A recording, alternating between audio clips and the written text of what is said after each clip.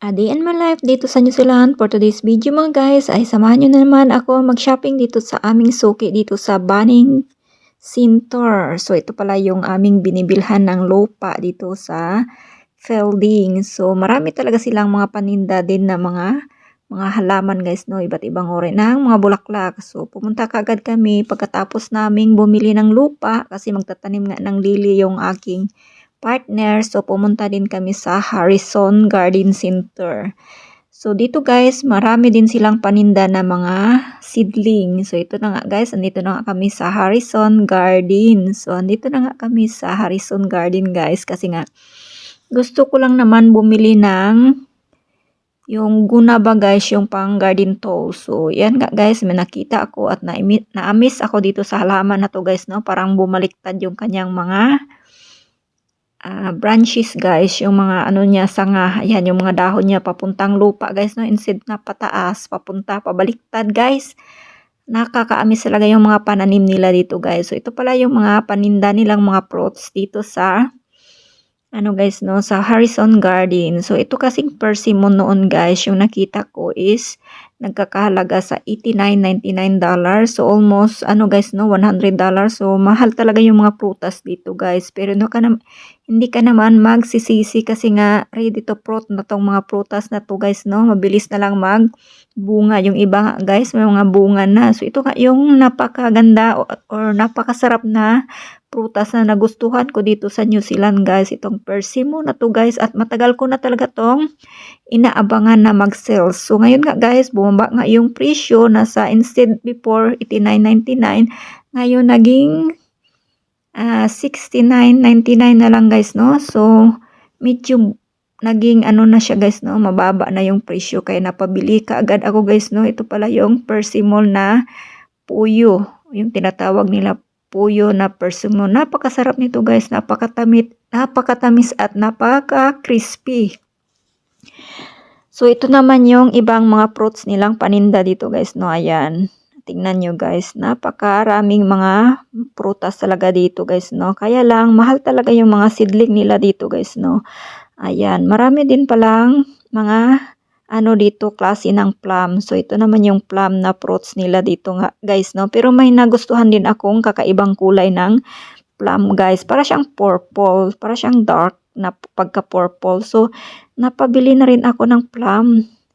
So ayan, sabi nga dito guys, no, ito daw yung pinaka masarap na plum, sabi ng partner ko, yung dark blue, para siyang purple. So kakaiba talaga siya na plum guys, kaya napabili ka agad ako at bumili pala ako ng yung parang bayabas ba guys, yung tinatawag sa atin na pineapple, guava, yung or tinatawag nila ditong pijawa. So ito pala yung plum na black doris, kaya napabili ka agad ako guys, no, kasi may nakita ko kasi yung mga ano niya, sanga niya is para siyang may flowers na napapalabas guys, no. Kaya bumili ako ng isa at may nagustuhan din pala akong prutas guys. Ito pala ay pears. Yung brown na pears, napakatamis siya guys. Ayan nga guys, may bunga na nga sila, oh. Tingnan nyo. Guys, ito yung ano nila dito, oh, yung pears. So, ito yung pears nila sa green. Tapos ito naman yung masarap na pear, yung matamis na gusto ko. Ayan, oh. First release, the home gardener. First release, new pear. Ito yung gusto kong pear, napakatamis. Ito naman yung plum, $60. Yung plum,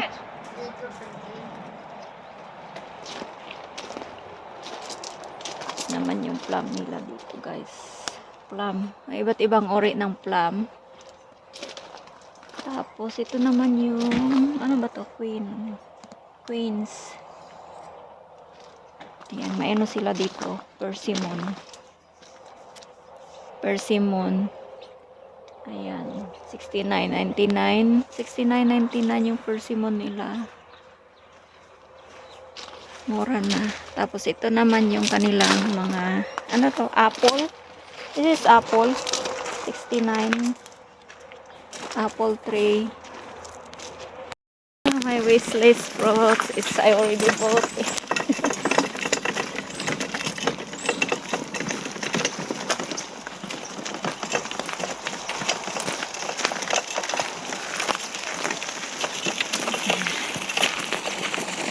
Diyan kami bumili ng mga prutas. So, ayan.